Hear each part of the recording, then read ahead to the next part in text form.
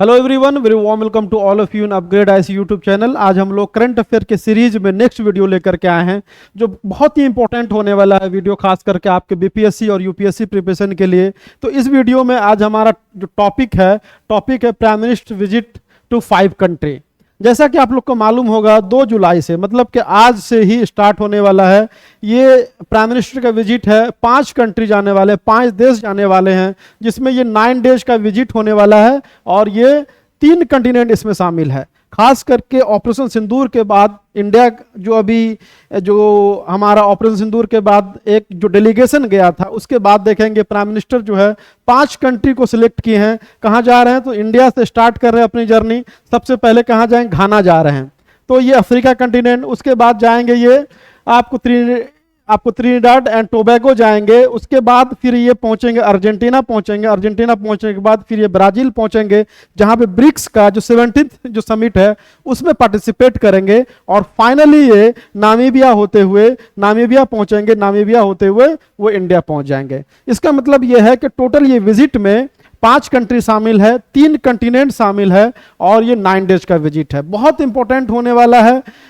आपको strategic point view से, global जो साउथ के पॉइंट व्यू से, ट्रेड के पॉइंट व्यू से, इन्वेस्टमेंट के पॉइंट व्यू से, साथ साथ जो अभी हमारा जो है ऑपरेशन सिंदूर हुआ है उसका ग्लोबल आउटरीच जो है उसके लिहाज से भी ये काफी इंपॉर्टेंट होने वाला है। तो आज के टॉपिक में आज हम लोग ये डिस्कस करेंगे कि प्राइम मिनिस्टर का जो विजिट है, 9 डेज का जो विजिट है, जो 5 कंट्री का विजिट है, ये इंडिया को जियोपॉलिटिकली, स्ट्रेटेजिकली, जो इकोनॉमिकली कैसे ये बूस्ट करने वाला, कैसे हेल्प करने वाला है, क्या इंपॉर्टेंट पॉइंट होने वाला है, क्या इंपॉर्टेंट जो है आउटकम, एक्सपेक्टेड आउटकम हो सकता है, इसी चीज पे हम लोग आज डिस्कस करेंगे। तो स्टार्ट करते हैं हम लोग। सबसे पहले मैप देख लेते हैं। मैप में आपको जैसे अभी हमने बताया कि स्टार्ट कहाँ से हो रही है जर्नी स्टार्ट हो रही है आपकी इंडिया से सीधे वो यहाँ पर घाना पहुंचेंगे। घाना के बाद ये देखेंगे त्रिनिडाद एंड टोबैगो, जो एक आइलैंड है नॉर्थ अटलांटिक ओशियन में, जो ग्रुप ऑफ आइलैंड है, वहां पहुंचेंगे। वहां पहुंचने के बाद आप ये अर्जेंटीना पहुंचेंगे और अर्जेंटीना पहुंचने के बाद ब्राजील में ब्रिक्स सम्मेलन, फिर जो है नामीबिया होते हुए वापस आएंगे। तो 1 बाय 1 करके हम लोग अलग अलग जो एस्पेक्ट है उस पर हम लोग बात करेंगे कि जो हम लोग ये जो मान ली घाना पहुंच रहे हैं, या फिर जो TNT पहुंच रहे हैं, अर्जेंटीना पहुंच रहे हैं, ब्राजील पहुंच रहे हैं, नामीबिया पहुंच रहे हैं, उससे क्या क्या आउटकम हम लोगों को मिलने वाला है या एक्सपेक्टेड आउटकम क्या है। तो सबसे पहले हम स्टार्ट करते हैं घाना से। घाना के बारे में आप जानते हैं कि ये स्टार्ट हो रहा है घाना से। घाना के बारे में आप जान रहे हैं कि घाना जो है एक अफ्रीकन कंट्री है, अफ्रीका कंटिनेंट में सिचुएटेड है और ये अफ्रीका की फास्टेस्ट ग्रोइंग इकोनॉमी है, सबसे तेजी से उभरती हुई अर्थव्यवस्था है और इंडियन प्राइम मिनिस्टर वहां पहुंच रहे हैं। ठीक है, तो अब अगर इकोनॉमिक एस्पेक्ट देखेंगे, अगर जो आर्थिक दृष्टिकोण से अगर हम बात करें, तो ये जो है ट्रेड एंड एक्सपोर्ट जो है, ठीक है, के लिए काफी इंपॉर्टेंट हो जाता है। कोई कंट्री ग्रो कर रहा, मान लीजिए कि इंडिया क्या है कि फास्ट ग्रोइंग कंट्री है in terms of big country. जो बड़े बड़े देशों में इंडिया क्या है, एक फास्टेस्ट ग्रोइंग कंट्री है। तो अब देखेंगे कि अमेरिकन बहुत सारी कंपनी या यूरोपियन कंट्री यहाँ पे अपना एक्सपोर्ट के लिए, अपने माल को बेचने के लिए यहाँ पे क्या कर रही है, कोशिश कर रही है। एग्जाम्पल टेस्ला ले लीजिए, या फिर जो हार्ले डेविडसन ले लीजिए, या कुछ भी ले लीजिए आप। तो एक ये है कि ट्रेड एंड एक्सपोर्ट डेस्टिनेशन है ये इंडिया के लिए। दूसरी बात कि इमर्जिंग इकोनॉमी है। इमर्जिंग इकोनॉमी कहने का मतलब है कि जब किसी की इकोनॉमी ग्रो करती है तो इसका मतलब है कि उसकी पर कैपिटा इनकम बढ़ती है। पर कैपिटा इनकम अगर बढ़ रही है तो क्या होगा, परचेजिंग पावर पैरिटी जो है वो बढ़ेगी। इसका मतलब यह है कि जहां पे अगर ग्रोइंग इकोनॉमी है तो एक्सपोर्ट डेस्टिनेशन के तौर पे घाना इंडिया के लिए इंपॉर्टेंट साबित हो सकता है, पहली बात। दूसरी बात, तीसरी बात देखेंगे कि 70% ऑफ गोल्ड एक्सपोर्ट जो इंडिया में होता है इट कम्स फ्रॉम घाना। आपने जब ये पढ़ा होगा, आपने जब ज्योग्राफी पढ़ा होगा तो उसमें कॉन्टिनेंटल ड्रिफ्ट थ्योरी है एक वैगनर का, उसमें आप ये देखे होंगे कि ब्राजील में क्या है ब्राजील और दोनों जो घाना जो है जब दोनों को लाते हैं तो क्या है, जिक्सॉ फिट है, एक दूसरे में मिल जाता है और कहा जाता है कि जो है सबसे ज्यादा जो गोल्ड आपको यही मिलेगा, लेकिन उसका और कहां पर है, ब्राजील में है। तो अब ये देखेंगे कि जो गोल्ड माइनिंग होता है सबसे ज्यादा वर्ल्ड में, वो कहां पे हो रहा है, घाना ही के आसपास कंट्री में हो रहा है, घाना उसके आसपास कंट्री में हो रहा है। तो इंडिया का जो एक्सपोर्ट है गोल्ड, वो जो है सबसे ज्यादा अराउंड 70% वो घाना से आ रहा है। तो इस लिहाज से भी इंपॉर्टेंट हो जाता है। तो इकोनॉमिक अगर आर्थिक दृष्टिकोण से देखें, आर्थिक दृष्टिकोण से अगर हम लोग देखते हैं तो ये काफी इंपॉर्टेंट हो जाता है।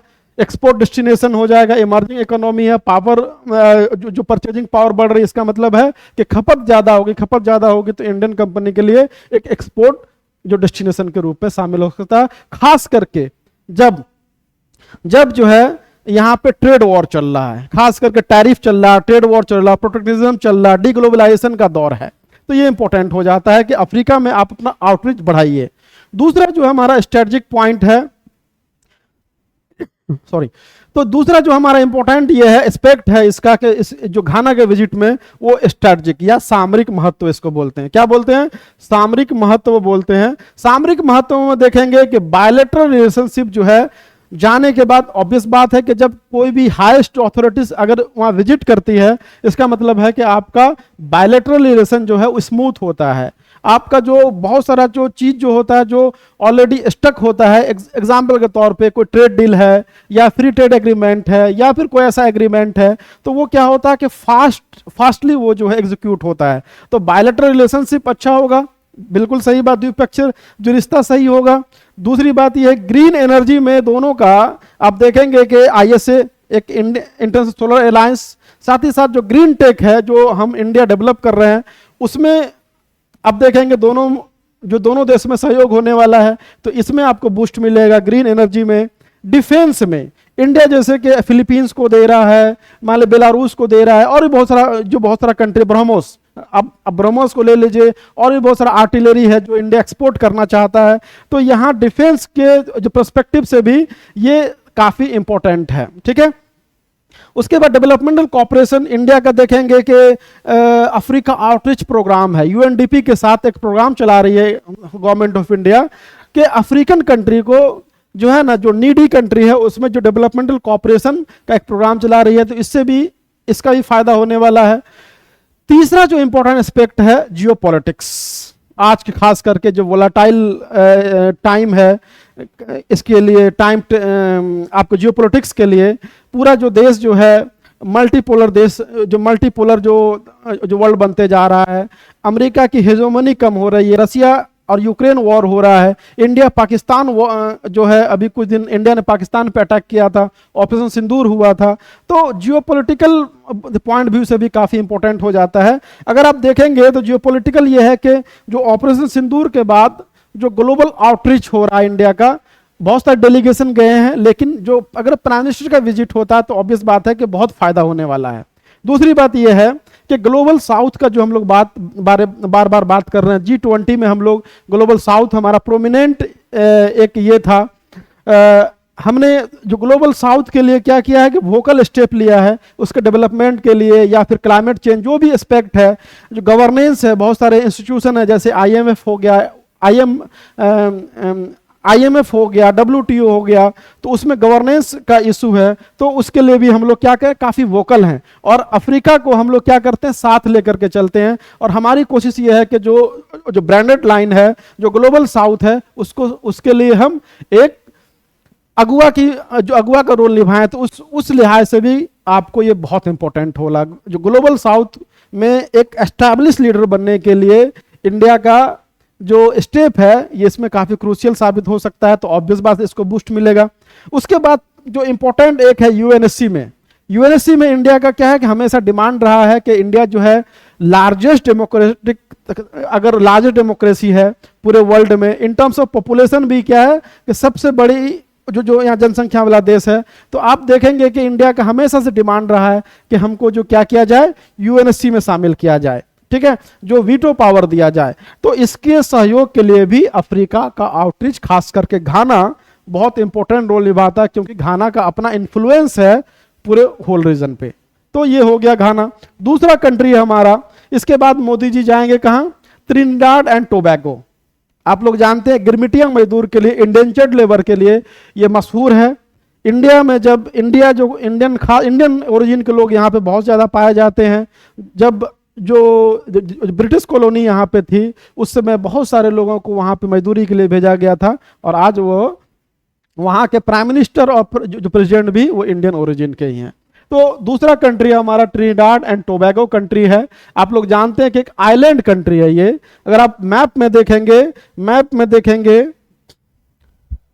देखेंगे तो ये क्या है कि ये अटलांटिक ओशियन में देखेंगे कि ग्रुप ऑफ आइलैंड है। जैसे अब गुयाना मिलेगा, ट्रिनिडाद टोबैगो मिलेगा, ठीक है। तो कुल सारा मिला करके आपको क्या वेस्ट इंडीज बोला जाता है, ठीक है। उसमें से एक कंट्री है जिसका नाम है हमारा ट्रिनिडाद एंड टोबैगो, उसके बारे में डिस्कस करेंगे। अटलांटिक ओशियन में पीटी में क्वेश्चन पूछ सकता है कहां पे लोकेटेड है, तो नॉर्थ अटलांटिक ओशियन में, ठीक है। नॉर्थ अटलांटिक ओशियन में है, उसके बारे में बात करेंगे। यहां पे एक आइलैंड कंट्री है जो नॉर्थ अटलांटिक हम लिख सकते हैं, नॉर्थ अटलांटिक ओशियन में सिचुएटेड है। अब यहां पे देखेंगे कि इससे जो हमारा ट्रिनिडाद एंड टोबैगो से देखिएगा हिस्टोरिकल, कल्चरल, रिलीजियस रिलेशन है हमारा। रीजन ये है, इसके पीछे कारण ये है कि अभी हमने कहा कि ब्रिटिश जो है, जब ब्रिटिश जो है कॉलोनी थी इंडिया में, तो वो क्या किए कि शुगर केन के लिए या फिर नील की खेती के लिए, इस सब के लिए मजदूर भेज रहे थे। और मजदूर जो है कहाँ से गए? बिहार से, यूपी से, जो हिंदी बेल्ट है, खास करके इंडिया से गए, ठीक है।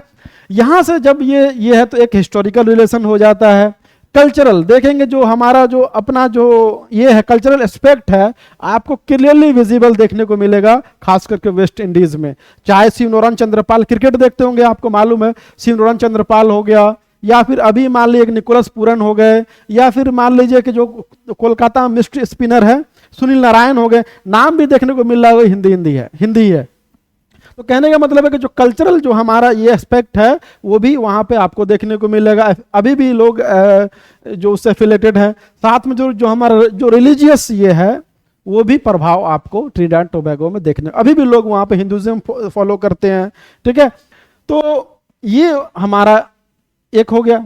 तीसरा जो इंपॉर्टेंट ये पॉइंट है कि 40 to 45% ऑफ इंडियन डायस्पोरा जो है वेस्ट इंडीज में, वो आपको ट्रिनिडाद एंड टोबैगो में है। 40 से 45% जो प्रवासी लोग हैं, अप्रवासी लोग हैं इंडिया के, वो ट्रिनिडाद एवं टोबैगो नाम का कंट्री है वहां पे ही आपको पाए जाते हैं।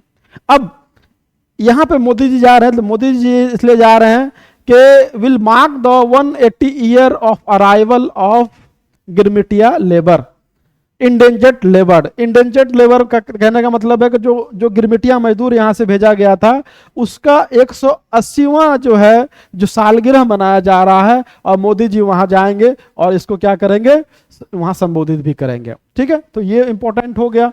इसके बाद देखेंगे कि इससे मोदी जी के एक छोटा सा कंट्री है, तो क्यों इंपॉर्टेंट है? इंपॉर्टेंट इसलिए है कि इकोनॉमिक पॉइंट व्यू हमेशा रहता है। अगर आपका रिलेशन अच्छा है, अगर मान लीजिए कि जो फेवरेबल आपका जो रिलेशन है, तो वो कन्वर्ट होता है जियो इकोनॉमिक्स में। जियो इकोनॉमिक्स कहने का मतलब है कि ट्रेड जो है आपका अच्छा होगा। अब ट्रेड जब अच्छा होगा तो क्या होगा, आपका एक्सपोर्ट ज्यादा होगा। एक्सपोर्ट होने का मतलब है कि आप रेवेन्यू वहां से आप, ठीक है, जनरेट कर सकते हैं। उसके बाद सोशल एस्पेक्ट है, उसके बाद जियोपॉलिटिकल है। अब जियोपॉलिटिकल में वही हो गया कि इंडिया के लिए वोकल सपोर्टर हो जाएगा। वोकल सपोर्टर कहने का मतलब है कि चाहे वो यूएनएससी में हो या फिर टेररिज्म से रिलेटेड कोई भी हो, वहां पे आपको सपोर्ट इसको देखने को मिलेगा, ठीक है।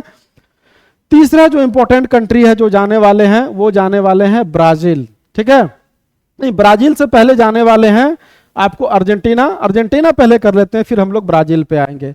तो अर्जेंटीना में देखिएगा कि फर्स्ट विजिट इन 57 ईयर, कोई प्राइम मिनिस्टर ऑफ इंडिया का 57 साल में ये पहला विजिट होने वाला है। अभी वहां पे इलेक्शन हुआ है, तो वहां के जो प्रेसिडेंट हैं वो डोनाल्ड ट्रंप के, अब देखिए वो डोनाल्ड ट्रंप के क्या है, फेवरेट हैं, ठीक है। डोनाल्ड ट्रंप के वो फेवरेट हैं या favourite president of Donald Trump है, वो वोकल सपोर्टर है किसके, डोनाल्ड ट्रंप के, ठीक है। वो खुल के भी बोलते हैं कि हम डोनाल्ड ट्रंप के, इसी तरह जिस तरह इंडिया में मान लीजिए कि प्रेसिडेंट, फेवरेट प्रेसिडेंट नाम क्या प्रेसिडेंट का वहां का, जेवियर मिलई, जेवियर मिलई नाम, क्यों अभी इलेक्शन हुआ है, जेवियर मिलई ने वहां पे इलेक्शन वहां जीता है और थंपिंग मेजोरिटी से जीता है, और वो जो फेवरेट है किसके, डोनाल्ड ट्रंप के। तो यहां भी देखेंगे कि जियोपॉलिटिकल, जियो इकोनॉमिक्स, स्ट्रैटेजिक और डिफेंस क्या क्या उससे हमारा, हम प्राइम मिनिस्टर जी के जाने के बाद क्या क्या बेनिफिट होने वाला है उसके बारे में चर्चा करेंगे। उसके बाद देखेंगे मेजर एक्सपोर्टर है टू इंडिया है। अगर अर्जेंटीना के पर्सपेक्टिव पे देखेंगे तो अर्जेंटीना के लिहाज से, अर्जेंटीना के एक्सपोर्ट जो डेस्टिनेशन के लिहाज से ये जो है 5th लार्जेस्ट एक्सपोर्ट डेस्टिनेशन है इंडिया। अर्जेंटीना का सामान, अर्जेंटीना का जितनी एक्सपोर्ट है उसमें से जो 5th लार्जेस्ट है, ठीक है, वो इंडिया को इंडिया एक्सपोर्ट कर रहा है। तो ऑब्वियस बात है कि इंडिया और अर्जेंटीना का हिस्टोरिक रिलेशन होगा, तब तो अर्जेंटीना के टोटल एक्सपोर्ट में वो 5th पोजीशन या 5th लार्जेस्ट है। तो अब देखेंगे कि अभी जो है एक्सपोर्टर अगर है, 5th लार्जेस्ट एक्सपोर्टर है अर्जेंटीना, वहां से क्या आता है, अभी सनफ्लावर आता है, सनफ्लावर ऑयल जो है वो आता है, साथ साथ में सोयाबीन जो है ऑयल है वो आपको आता है। और हम लोग जानते हैं कि ऑयल जो है हम लोग क्या करते हैं, इंपोर्ट करते हैं, और ये हमारे फॉरेक्स रिजर्व का अच्छा खासा चंक लेकर के जाता है। क्यों? क्योंकि इंडिया में आफ्टर ग्रीन रेवोल्यूशन जो सीरियल्स पे ज्यादा ध्यान दिया गया है, ऑयल सीड पे कम ध्यान दिया गया है। और हमारे यहाँ जानते हैं कि हम लोग क्या खाते हैं, समोसा से लेके कोई भी चीज खा रहे हैं, हर एक चीज को हम लोग तल के ही खाते हैं। तो ऑब्वियस बात है कि हमारा जो है जो कंजम्पशन जो है ऑयल का वो बहुत ज़्यादा है, खास करके एडिबल ऑयल का। तो उसमें सोयाबीन हम लोग वहाँ से इंपोर्ट करते हैं, सनफ्लावर करते हैं। इसके अलावा की जो खास के जो मिनरल्स है, क्रिटिकल मिनरल्स है, वो भी हम लोग वहाँ से इंपोर्ट करते हैं, ठीक है। तो प्राइम मिनिस्टर अर्जेंटीना पहुंच रहे हैं, मिलई से मिलेंगे, वहां के प्रेसिडेंट से, हो सकता है कि उसका बेनिफिट को डोनाल्ड ट्रंप से हम लोग को मिल जाए। तो की एरिया क्या क्या, फोकस एरिया क्या क्या रहने वाला, फोकस एरिया ये है कि have significant advance bilateral cooperation. अभी तक इंडिया का अर्जेंटीना के साथ अच्छा खासा रिलेशन चल रहा, ट्रेड रिलेशन काफी अच्छा, बायलैटरल भी अच्छा, इवन के इंडिया को वो यूएनएससी में भी सपोर्ट करता है, ठीक है। तो bilateral relation in good shape. इसके बाद देखेंगे इंपोर्टेंस क्या होने वाला है, इसका इंपोर्टेंस ये होने वाला है कि अर्जेंटीना के पास क्या है, लिथियम का भंडार है। और लिथियम का भंडार होने के हम लोग जानते हैं कि लिथियम का भंडार होने की वजह से क्या होगा, ईवी सेक्टर में, खास करके ईवी सेक्टर में और ग्रीन एनर्जी में इसका काफी इंपॉर्टेंट रोल निभाता है। और लिथियम या तो चाइना के पास है, और चाइना हमारा क्या है, एनिमी कंट्री है, राइवल कंट्री है। तो हमको क्या करना चाहिए, इंपोर्ट डेस्टिनेशन खोजना चाहिए कि अगर चाइना से हमारा सप्लाई चेन डिसरप्ट होता है या चाइना जो डिनाई करता है, क्योंकि चाइना की हेजेमोनी है, तो हमारा दूसरा कहीं से इंपोर्ट कर सकते हैं कि नहीं। उसके लिए अर्जेंटीना क्या है, एक इंपॉर्टेंट कंट्री हो जाता है। इसके बाद जो green energy, in terms of green energy, ये कंट्री इंपॉर्टेंट है आईएसए के लिए, उससे रिलेटेड जो भी है। इसके बाद ग्लोबल साउथ कोऑपरेशन, इसके लिए भी इंपॉर्टेंट है। हमने आपको पहले भी बताया था कि इंडिया क्या वोकल सपोर्टर है, किसके लिए, ग्लोबल साउथ के लिए। और ग्लोबल साउथ में वो अपने आप को एस्टेब्लिश करने की कोशिश कर रहा है कि हम इसका लीडर बन जाएं, ठीक है। क्योंकि अगर जब आप इसके लीडर बनेंगे तो आप चाइना की जो पॉलिसी है, जो रिंग फेंस की पॉलिसी है, वो कहीं ना कहीं आपको कमजोर होने, जो बीआरआई है, रिंग फेंस है, या इंडिया को घेरने की जो पॉलिसी है, वो आपको कमजोर होती नजर आएगी। इसके बाद जो है इंडिया को सपोर्ट, यूएनएससी में सपोर्ट चाहिए, ये भी अर्जेंटीना इंपॉर्टेंट यहाँ इस लिहाज से भी इंपॉर्टेंट हो जाता है, ठीक है। तो नेक्स्ट कंट्री हमारा इंपॉर्टेंट कंट्री है ब्राजील। जो सेकंड लास्ट विजिट में जो कंट्री होगा वो होगा ब्राजील। तो हम लोग जानते हैं पर्पस क्या है, सबसे पहले देखेंगे पर्पस क्या है। पर्पस, कारण क्या है, कारण है कि ब्रिक्स का समिट होने वाला है ब्राजील में देखेंगे कि आपको 17th जो समिट होने वाला है किसका, ब्रिक्स का, ठीक है, ब्रिक्स का समिट होने वाला है। इसके बाद जो ब्रिक्स का समिट में शामिल होने के बाद स्टेट विजिट भी स्टार्ट होगा इंडिया का। प्राइम मिनिस्टर ऑफ इंडिया का पहली पहली वो जाएंगे तो समिट में शामिल होंगे, समिट में शामिल होने के बाद एक दो दिन रुकेंगे, एक दो दिन रुकने के बाद स्टेट विजिट, मतलब के बायलैटरल जो कोऑपरेशन पे चर्चा होगा, ठीक है, जो द्विपक्षीय व्यापार से या फिर सामरिक महत्व जो भी एस्पेक्ट है उस पर चर्चा होगा। तो बायलैटरल मीटिंग होगा। तो थोड़ा ब्रिक्स पे देख लेते हैं। इस पे ब्रिक्स पे हम एक इम्पोर्टेंट टॉपिक हो जाता है पीटी के लिए भी, मेंस के लिए भी। तो हम क्या करेंगे कि इस पे एक कंप्रिहेंसिव वीडियो लेकर के आएंगे तब जबकि ब्रिक्स समिट हो जाएगा, ठीक है, पर संपन्न होने दीजिए, इसके बाद इस पे हम और एक जो वीडियो कंप्रिहेंसिव वीडियो लेके आएंगे जिससे आपका पीटी और मेंस दोनों हो जाए।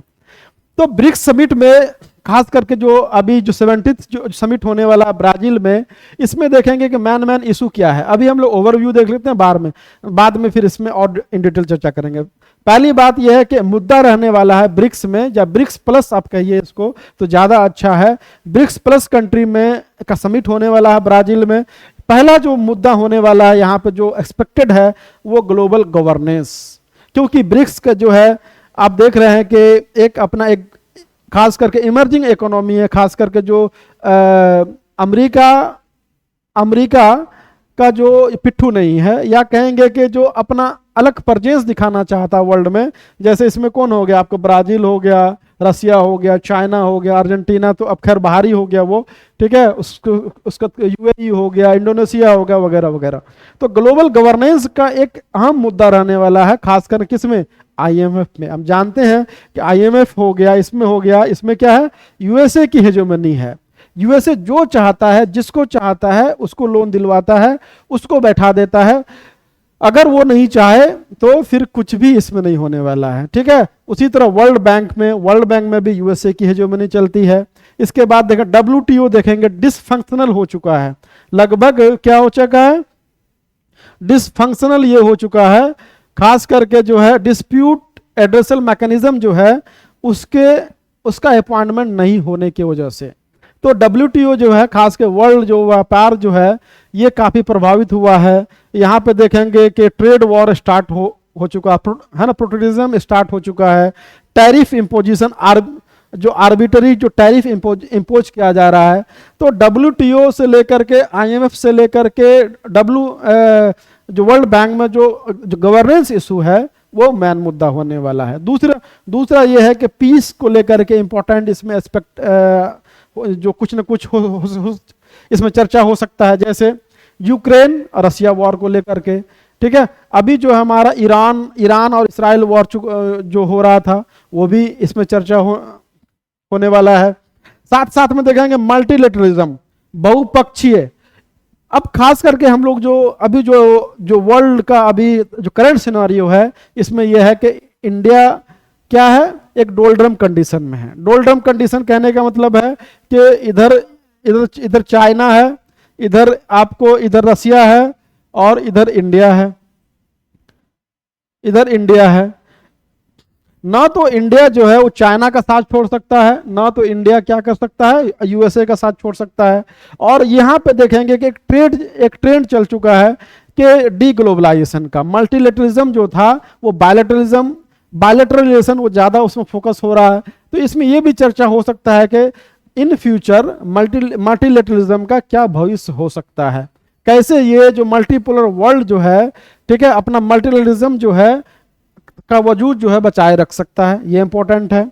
इसके बाद एक और इंपॉर्टेंट इसमें चर्चा होने वाला है जो इसके एजेंडे में है कि रिस्पॉन्सिबल यूज ऑफ एआई। अभी हम लोग देखेंगे कि हर जगह देख रहे हैं आर्टिफिशियल इंटेलिजेंस, आर्टिफिशियल एआई का हर जगह बोलबाला है। चैट जीपीटी से लेकर जेमिनी से लेकर के अब जो भी देख डीप 6 से लेकर के जो भी चीज देख रहे हैं, हर जगह एआई है। तो अब होता है क्या कि एआई से क्या हो रहा है, डिजिटल डिवाइड हो रहा है ना। एआई से क्या हो रहा है, डिजिटल डिवाइड हो रहा है। इसका मतलब क्या हुआ, देखिए डिजिटल डिवाइड का मतलब होता है कि गरीब देश के पास टेक नहीं है और यूएसए या कहेंगे यूरोपियन कंट्री के पास क्या टेक है। तो ऑब्वियस बात है कि जो पुअर कंट्री है वो हमेशा मार्जिनलाइज्ड ही रहेंगे, जबकि जो अमीर कंट्री है, रिच कंट्री है, उसका इसको बेनिफिट मिलेगा। डाटा प्रोसेसिंग से लेकर के जो इकोनॉमिक एस्पेक्ट है, सारा बेनिफिट किसको जाने वाला है, रिच कंट्री को। तो इसमें इसमें चर्चा होने वाला है। ब्रिक्स में रिस्पॉन्सिबल यूज ऑफ एआई पे भी चर्चा होने वाला है। इसके बाद देखेंगे कि जो एक इंपॉर्टेंट है climate action, climate finance, climate action, इस पे भी चर्चा होने वाला है, क्योंकि क्लाइमेट चेंज जो क्या है वो इनएविटेबल है, वो रियलिटी है अभी की। तो इसमें भी चर्चा हो सकता है, खास करके ट्रम्प के आने के बाद देखेंगे कि वो क्लाइमेट पेरिस अकॉर्ड से हट रहे हैं, है ना। बहुत सारे जो ग्रीन फाइनेंस जो मैकेनिज्म है उससे उसमें वो कटौती कर रहे हैं। तो भविष्य क्या होने वाला है, ठीक है, तो इस पर भी चर्चा होने वाला है। इस पे हम चर्चा करेंगे। लास्ट कंट्री जो हमारा है, लास्ट कंट्री जो है हमारा नामीबिया। आप देखेंगे कि मैप में जब वो मोदी जी क्या करेंगे, लास्ट में वो घूम करके यहां पे, यहां से ब्राजील से सीधे निकलेंगे, कहां पहुंचेंगे, नामीबिया पहुंचेंगे, नहीं सॉरी, यहां ब्राजील से क्या पहुंचेंगे, सीधे नामीबिया पहुंचेंगे, नामीबिया से कहां पहुंचेंगे, इंडिया पहुंचेंगे। तो नामीबिया क्यों इंपॉर्टेंट है इसके बारे में भी चर्चा कर लेते हैं हम लोग, ठीक है। तो 3rd PM to visit Namibia, तीसरे प्रधानमंत्री होने वाले हैं जो नामीबिया जा रहे हैं। इससे पहले दो जो प्राइम मिनिस्टर ऑफ इंडिया वहां गए हुए हैं। वहां जाने के बाद will pay homage to founding father of Namibia, Namibia के जो फाउंडिंग फादर हैं उसको वहां श्रद्धांजलि जाकर के देंगे, जिसका नाम है सैम नजूमा। होमेज पे करेंगे कहां पे, नामीबिया पे। किस पे, सैम नजूमा को, जो फाउंडिंग फादर है नामीबिया के। विल एड्रेस कंट्रीज पार्लियामेंट, इसके बाद क्या है कि वहां के पार्लियामेंट को एड्रेस करने वाले हैं, ठीक है, संसद को वहां पे एड्रेस करेंगे। साथ ही साथ देखेंगे कि इसका जो क्या क्या एस्पेक्ट है जो नामीबिया के साथ हमारा अच्छा होने वाला है, या फिर जो इन फ्यूचर जो है जो प्रधानमंत्री के विजिट के बाद अच्छा होने वाला है, ठीक है, कुछ बेनिफिट मिलने वाला है। तो सबसे पहली बात है इकोनॉमिक में देखेंगे कि 2000 के आसपास अगर ट्रेड और बायलैटरल रिलेशन देखेंगे तो इंडिया और नामीबिया के बीच में लगभग $300 मिलियन का व्यापार होता था 2000 के आसपास। पिछले 25 सालों में ये डबल हुआ है, अभी कितना है, $600 मिलियन का व्यापार हो रहा है। लेकिन ये अगर देखेंगे कंट्री टू कंट्री अगर देखेंगे तो बहुत कम है।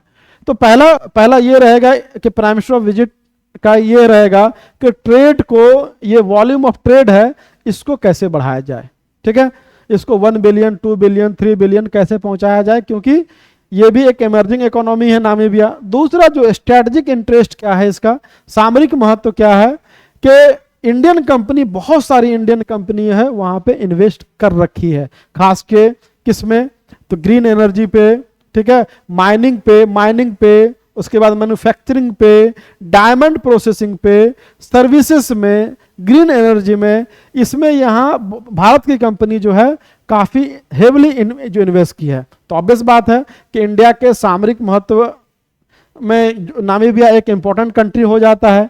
इसके बाद एक और जो है जो मोदी जी को बहुत दिल के करीब है, वो है बिग कैट अलायंस। आपको पता है कूनो नेशनल पार्क में जो है 8 चीता छोड़ा गया था, कहां से आया था, नामीबिया से आया था। तो नामीबिया से उसको वहां से री इंट्रोड्यूस किया गया था कूनो नेशनल पार्क में।